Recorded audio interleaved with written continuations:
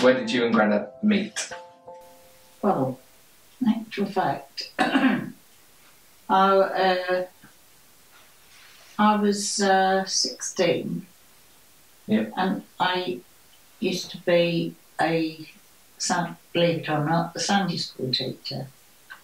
And our church was bombed, because it was in wartime, let the school where Grandad went, they let them use the hall on Sundays to do Sunday school. So I went with a friend of mine, and we used to go together. And the school had a swimming pool, open air swimming pool. And one day I was with this girl, and I saw Ron standing on the diving board. I thought, he's all right. She said, oh, that's Ron Mount. I asked her to give Dennis a note to give him, to say that I took my dog out for a walk. I was really fast, wasn't I? Took my dog out for a walk at certain times round a place, you know. Might like to meet him, see. Right. So he did actually, and said, are you Jean Brackwell? And I said yes.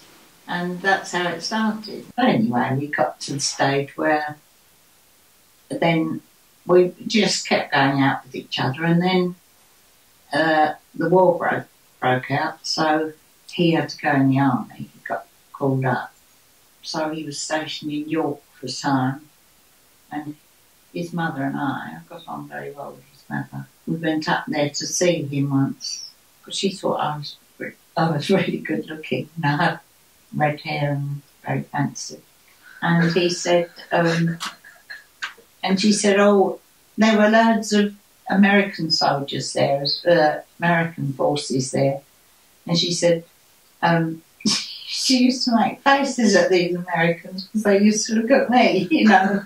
She used to frighten them off. So you can't go out with her.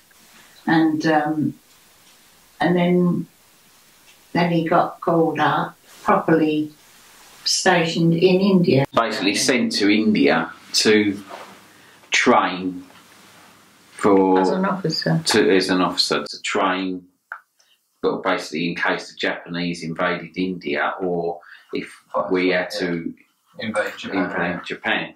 Yeah, nuclear bombs meant that But they were, at one stage, they were ready to go into Japan. Well, eventually, after a while, because he didn't get much leave from India, he said, do you want to get engaged? So we did. And he had my engagement ring made in India. Right. He designed it himself. Yeah.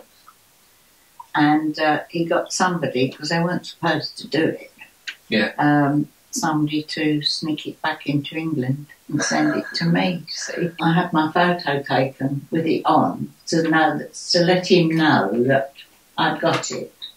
He was discharged, or, you know, was honourably discharged from the army. We did go out again, you know, and eventually we got married. Obviously, when he came out of the army, he worked for an agency, like a news agency. Sending letters, sending stories to the papers. Right. He sent several to the News of the World. Yeah. And then they offered him a job. Yeah. So that's how he got into Fleet Street. Right. And from then on, you know, it's plain sailing. Yeah. That you remember? There's a few that I remember. I'll see if I can... see if you can find them. There's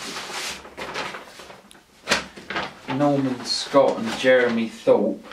Jeremy Thorpe was the leader of the Liberal Party. Yeah. And he was gay.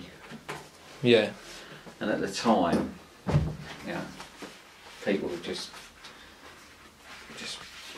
weren't gay. Norman Scott was going to expose him as being gay. Yeah. Allegedly, Jeremy Thorpe tried to have him killed. No. He poisoned his dog, didn't he? I think. Yeah. He did try to get rid of him. Look, it's one about Joanna Lumley, you know? Alright. Was she nude? Really? Joanna Lumley, the sexy star of TV's new Avengers' Fierce Better Blue film, which reveals her hidden charms. The long-legged beauty found famous action girl Purdy is shown romping topless around a four-post bed with a naked man. What happened was, this leader of the Ku Klux Klan, it was, I'm not sure when it was, but there was a lot of racial unrest in the UK at the time. There was a guy came over from the Ku Klux Klan claiming to be the leader of the Ku Klux Klan, and at the time this other bloke who was the Grand Wizard or whatever they're called of the Ku Klux Klan rang the News of the World, happened to speak to my dad and said, this, whatever his name was, who's in your country claiming to be the leader of the Ku Klux Klan, he is not the leader of the Ku Klux Klan. This bloke got arrested anyway and deported, the one who was over, and then this one who rang up said, I am the real leader of the Ku Klux Klan, would you like to come and interview me, because I will be visiting your shores soon. So they went in to interview him. Now my dad, as I said to you earlier, was not racist in any way, shape or form, but this Ku Klux Klan bloke was not going to want to talk to someone who was not racist, if you like. Or certainly wouldn't have liked to know that my dad was not racist at all.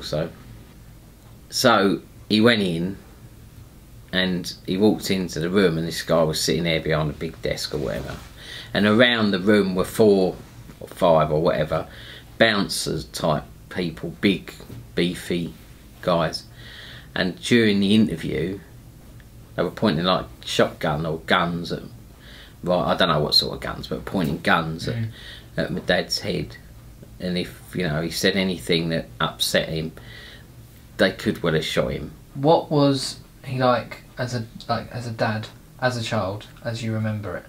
So I think he was from a generation where the dad's role was to provide the income, and the mum's role was to provide the sort of love and support.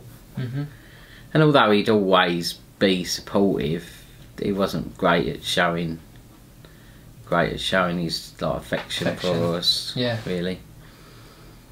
But you kind of knew it was there, but you know, it was never sort of openly expressed, if you like. And because he weren't there a lot of the time during the week, obviously didn't see things that I'd do at school, or, you know, plays or whatever. He was very, you know, very knowledgeable about lots of things, so if you wanted to know about something, you could always find out, or you could always have a good discussion with him about pretty much any subject. He was pushed me quite heavily. He really wanted me to go to university. My A-level results weren't good enough to get me in. They did offer me a place at both, but with, you know, with obviously I had to get certain grades, as you do now, sort of thing. Didn't get them. So I got the job in the city, and he didn't really know, although he worked in Fleet Street, which is like next to the city, he never really knew much about the city, I don't think. He seemed to accept that more, because it was actually trading for something that was actually tangible.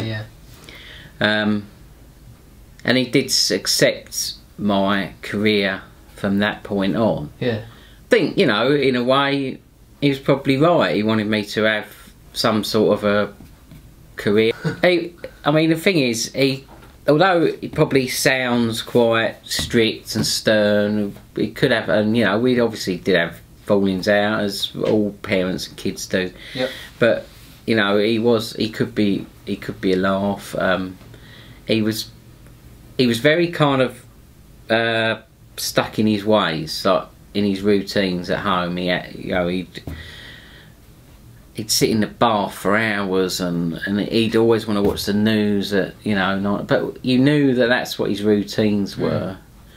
And if you fitted in with those routines, then that was fine. If you upset the routines, then, you know, then it was a problem. A very solid, reliable, stable person, regimented in his ways, but, you know, I think Mum got on really well with him, because she would sort of have a laugh with him and sort of maybe push him in a way that we wouldn't, sort of thing, because she was like an adult coming into a relationship with him, whereas we'd all obviously been kids growing up with him, you know.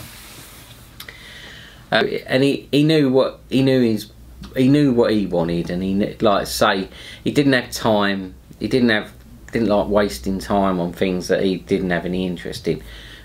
Like for instance, when again it must have been a Sunday morning, there was a knock at the door and no one else was awake to answer it, so he went and answered the door, and it was Jehovah's Witnesses, and they said, sorry to disturb you, we won't keep you a minute. And he said, no, you won't, and shut the door. You know, so he knew exactly what he wanted, and whether it was right or wrong, that's what he was.